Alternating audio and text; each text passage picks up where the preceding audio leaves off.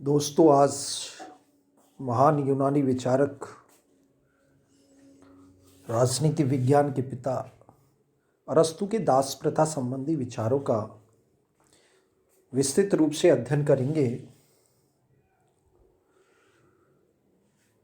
अरस्तु से पूर्व होमर ने दास प्रथा का समर्थन किया था, लेकिन होमर के जो परवर्ती सोफिस्ट विचारक हैं वो इस प्रथा के घोर विरोधी रहे हैं। सोफिस्टों के बाद यूनानी युग में प्लेटो और अरस्तु महान विचारक हुए। प्लेटो जहां दास प्रथा के प्रति मौन धारण करता है, वहीं अरस्तु इसका एक बड़ा समर्थक बन के उभरा था, क्योंकि अरस्तु एक रूढ़िवादी, यथास्थितिवादी और परंपराओं के प्रति श्रद्धा रखने वाला विचारक था।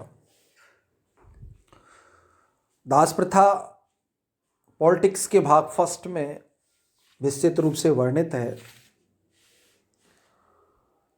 अरस्तु दास की परिभाषा देते हुए कहते हैं कि ये मस्तिष्क से शून्य है, वो दास है। स्वयं का नहीं, दूसरों का है, वो दास है। परिवार की सजीव संपत्ति है, वो दास है। इस प्रकार अरस्तु दासता को प्राकृतिक मानता है और एक प्रकार से प्राकृतिक असमानता का समर्थक है। अरस्तु ने अपने दासता संबंधी विचारों को पुष्ट करने के लिए उसके पक्ष में तर्क दिए हैं। दासता प्राकृतिक होती है। कैसे होती है? अरस्तु कहता है कि प्रकृति ने मनुष्य को दो प्रकार का बनाया है। नंबर एक, दुबले पतले व्यक्ति स्वामी बनने के लिए, दूसरे हष्ट पुष्ट दास बनने के लिए। नंबर दो, स्वामी को अवकाश हेतु दास की जरूरत पड़ती है, जिससे वो नागरिक कार्य कर सके, राजनीति में भाग ले सके। क्योंकि जिसके पास अवकाश नहीं है, ऐसा अरस्तु का मानना है, जिसके पास अवकाश नहीं है वो नागरिक नहीं है। दासों के लिए भी अनुकूल है। दास जब स्वामी के संपर्क में रहता है तो उसमें नैतिकता और बुद्धि का विकास होता है। तो ये नैतिक दृष्टि से और दासों के अनुकूल भी है। 4, सैनिकों में वीरता की भावना के लिए भी दास प्रथा महत्वपूर्ण है, क्योंकि युद्ध में लड़ता हुआ एक सैनिक जब ये सोचता है कि यदि मैं हार जाऊंगा या मेरी कायरता के कारण मैं पीठ दिखा के भागूंगा और मैं पकड़ा जाऊंगा,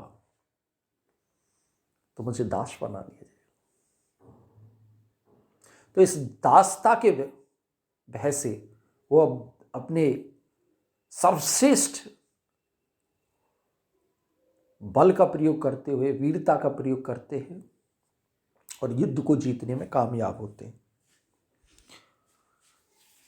5वां, यूनानी कभी दास नहीं हो सकता। उन्होंने कहा कि यूनानी एक श्रेष्ठ जाति है, वो कभी दास नहीं हो सकता। 6, उसने दासता भी 2 प्रकार की बताई है। एक स्वाभाविक होती है, जो जन्मजात होती है, और एक कानूनी होती है, युद्ध में जो जीत कर लाए जाते हैं वो दास होते हैं। लेकिन ध्यान रहे, युद्ध में जीतने वाला यदि यूनानी है तो वो दास नहीं होगा।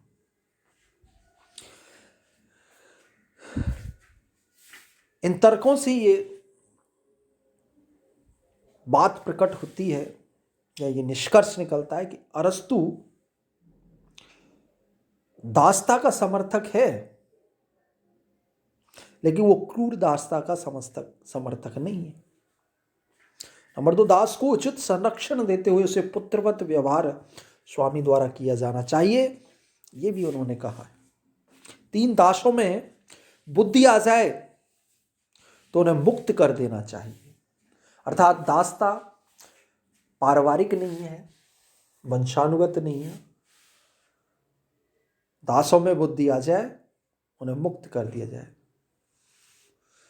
अरस्तु का कहना है कि प्रकृति का नियम है कि हीन लोगों के ऊपर उत्तम लोगों को शासन करना चाहिए, इसलिए दास उचित ही नहीं बल्कि प्राकृतिक है।